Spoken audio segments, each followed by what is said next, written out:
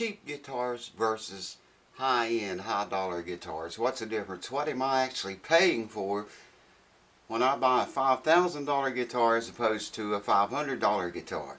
That's what this video is going to be about. Not, comparing guitars, but just talking about the differences of them and what you're paying for. We're going to talk about it right now.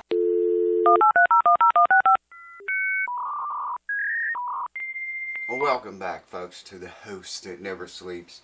Cheap guitars versus high-end guitars. There's a lot of questions come up during talking about that. A lot of questions been coming up in Facebook talking about it. What are you paying for? What is the big differences? Well, sound, for one thing, is a major difference. It's true, a lot of older, cheap guitars that have held up over the years, people said 50 years ago, that's a piece of junk, and they've held up over 50 years or more than that and still play just like they did and sound like they did.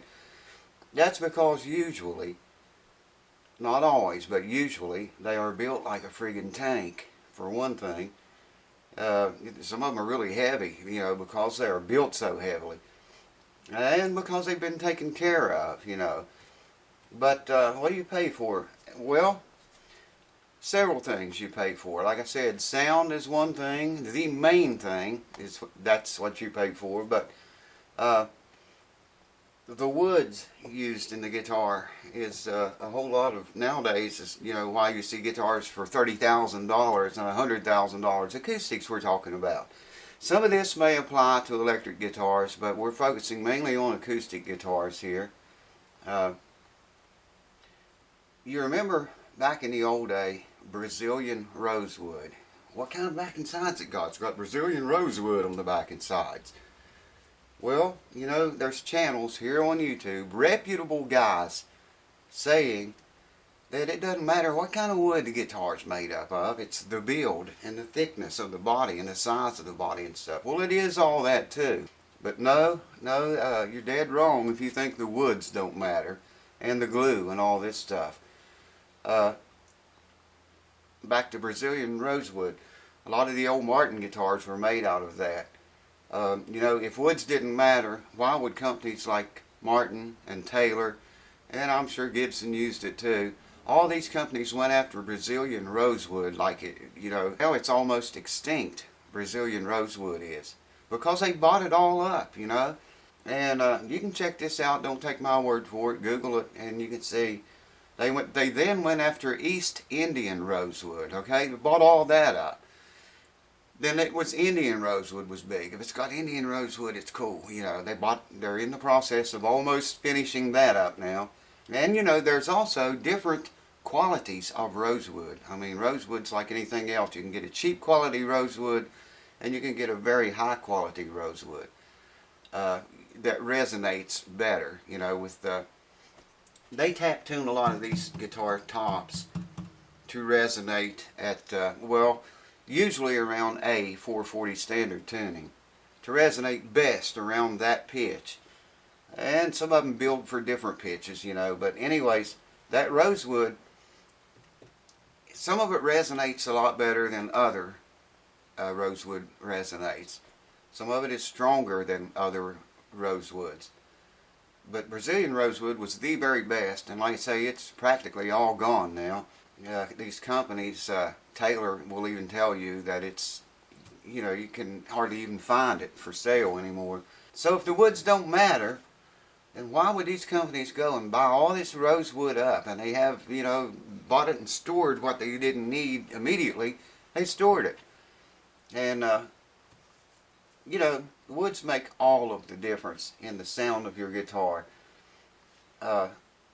Sitka spruce top versus Adirondack or Engelmann, there's all different types of tops, the woods they use for the tops, and there are all different grades of each of those woods too. Adirondack, for instance, there's good Adirondack wood, there's cheap Adirondack wood, same with Sitka and Engelmann, and that's a lot of what you're paying for, are those woods. Now when you get a guitar and it's got inlay all over it, you're paying for that too. And usually it's a very expensive guitar because a lot of craftsmanship and hours and time and work has gone into that, doing that inlay like that, laying it out that way. Uh, yeah, the build of the guitar does matter. The type of glue matters, and like I say, the quality of the top and the back and the sides, the quality of that wood. Take this guitar here, for instance. This is that Sigma I've been working on. Now check it out. This is rosewood, back and sides, okay? Well, you can bet, compared to my Martin guitar, which cost, what did it retail at? $5,100, I think. It's got rosewood back and sides too, and it is you can bet it's a way better quality wood than this guitar has. And that's why it costs $5,000, you know, as opposed to what this guitar, this Sigma, would cost. That's what you're paying for, guys. Is the woods and the craftsmanship, the work, and the sound. Of course, you got to get the sound in there. Cheap guitars, you know, like this. This is a cheaper guitar. It's got rosewood. It's got the spruce top. You know, everything a high dollar guitar's got, but it's a lesser grade wood, a lower grade wood. It's got all the right woods in it, but it's a lower grade wood.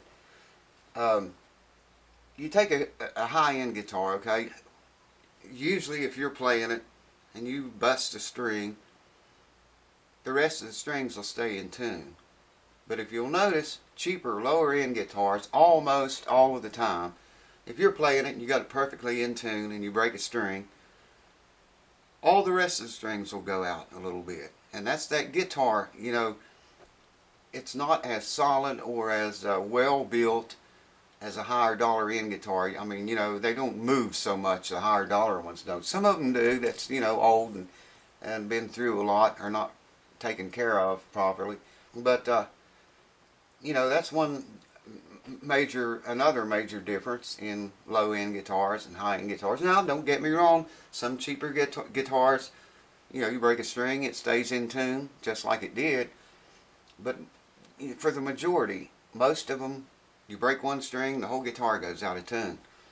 And where on a high dollar guitar, it won't do that as bad, if at all, you know, because it's more structurally stable.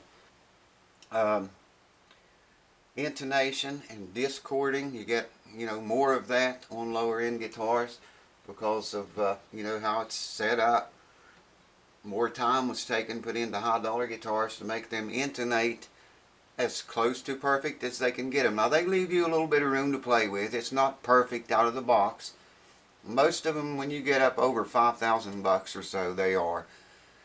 And you know, different people consider cheap in different ways. You know, I consider this as a cheap guitar. To me, a guitar, you know, that you would pay or buy for less than $1,000. To me, that's a cheap guitar. There's nothing wrong with that. I mean, I own several of them myself, but you know, I don't look at an instrument as being high dollar until, you know, you get up around $1,000 or over that, and you can start figuring on. You should start seeing some quality in the instrument, you know, or feeling it in the playability of it, the frets, and certainly the sound of it as well. I do have notes over here because I can't remember too good. Graphtec, man. I'll put a link down here. Graphtec features one of my videos on their website. It was pretty cool, I thought. I'll put a link down here below, and you guys can check it out. I think it was one of the truss rod videos. How you play is another thing you want to think about before you spend the money. You know, if you play once a week, why would you want to sink $5,000 into a guitar? You know, a $500 guitar probably would be fine for you. Or, you know, if you where you play at. You know, if you play at home, if you play out, if you're on the road all the time, you might want something, you know, a little more expensive that you can rely on and count on. Especially if you only have one and you got a show to do, and you get there and you open the case and holy shit, the guitar come apart. What are you going to do, you know? Pay a few more dollars to be assured your guitar is going to be ready to play that show when you arrive there. I don't play shows so much anymore. I haven't for a good while now, a couple years. Yeah, 2 years. Anyways, I'll get back into it when I get my hands back, hopefully. But yeah, that's got a lot to do with it too. If you just sat around at home and play, or you only play like once a week or something, chances are a $500 to $1,000 guitar is going to be fine for you. It'd be a fine guitar, to play shows with. If you trust it and you're happy with it and you can play it well and it sounds good to your ear, you like it, it's fine. I'm not knocking guitars that cost less than $1,000 because, like I say, I own several myself. But they're no comparison to the one that I was just talking about that cost over $5,000. No comparison. There's no comparison whatsoever when that $5,000 guitar is set up right. Yeah, you guys have heard it here on the channel. It depends a lot too if you were a serious musician and you played a lot every day, or like I say, played a lot of live shows, or a recording artist or a recording musician, studio musician, that's what I'm trying to think of. If you work, at that, then you would probably want a high dollar guitar to sound as best as possible on those recordings, because the mics and the equipment and the things they have to record with today, I mean, you really need to have the best sound, make the prettiest noise that you can, because those mics and that equipment gets all of that stuff just as it is. And there again, sometimes, I played on a CD for a guy several years ago, and he wanted an old crappy, well, I call it crappy, there's nothing wrong with it, but it's like an old country, like a kind of like Willie Nelson's guitar with those nylon or gut strings, whatever he uses. And he had an old, what was that thing? It was an old Gibson like Florentine guitar. It had a oval sound hole in it. It was an arch top. And I thought the guitar just sounded horrible. But, I wasn't used to that kind of guitar. But he said, this is what I want you to play. I want you to play this guitar on my CD. And I said, well, okay. So I played it on his CD, and I didn't like the sound of it at all, but that's what the guy wanted. That's the sound that he was chasing. So, they have their place, man. And not that that was a cheap guitar. In fact, it was a very old, expensive guitar. I didn't like the sound that it had. It was a funky sound. But that's okay if that's what you're looking for. It's fine, Be it cheap or be it expensive, it depends on what you, the individual, wants, not what someone tells you to get. I'm just pointing out like these woods and these different grades of woods, and woods do make a difference. I mean, these well-known channels on here that people really look up highly to, I can't believe that they're saying that the wood doesn't matter in an acoustic guitar. Maybe not in an electric guitar, but it's everything in acoustic. It matters big time. And then you have the different qualities of the wood, like I said, and the different places it came from. Brazilian rosewood was the wood to go after. They went after it. It's all gone. Companies were fighting over it to get there first. And then, like I said, East Indian rosewood was next, and it didn't take them very long to get all of that. Then it was Indian rosewood, and there's, like I say, each one of these, say like Indian rosewood, there's I don't know how many different grades of Indian rosewood there are, but each one of these, East Indian, Brazilian, all have different grades of that wood from that location. And that's a lot of what you pay for, the woods, to get that guitar to sound like it does. That's what makes the difference in a $5,000 Martin guitar and a Sigma from $500 to $1,000 guitar. Sound, quality, and the whole thing. Cheers. Oh man, that's cold. We all know, this is 2016. I think you all will agree, we get what we pay for, right? I mean, if you go out and you buy a remote controlled helicopter, you buy a cheap one, that's what you're going to get, You spend the money, buy an expensive remote controlled helicopter or plane or whatever, and that's what you're going to get. You spend the money, you get better equipment. Same thing with guitars. It's not just the woods, it's all of this stuff combined. The woods are very, very important though. I mean, it's probably 80% of that guitar's sound, or more than that, is from the type of woods used. The build of it, like has been said, counts as well. But it's not just about the build. The woods are the main thing. That's why these companies went after it like it was, and it was truly going out of style. So that's a quick update on high-end guitars and low-end guitars and some of the differences in them. Like I say, all that inlay work, the inlay is not that expensive, but the time put into it, if it's done by hand especially, all that stuff takes a long time.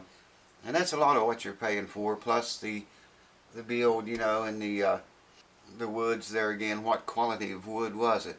Was it Brazilian rosewood, the top quality, or was it the medium quality, or the cheaper Brazilian wood?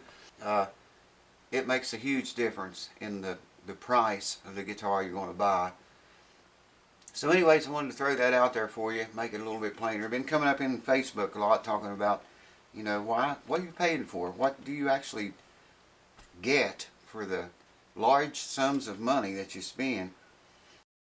We're getting up around 20 minutes, I think, or close to it, so I'm going to end this here.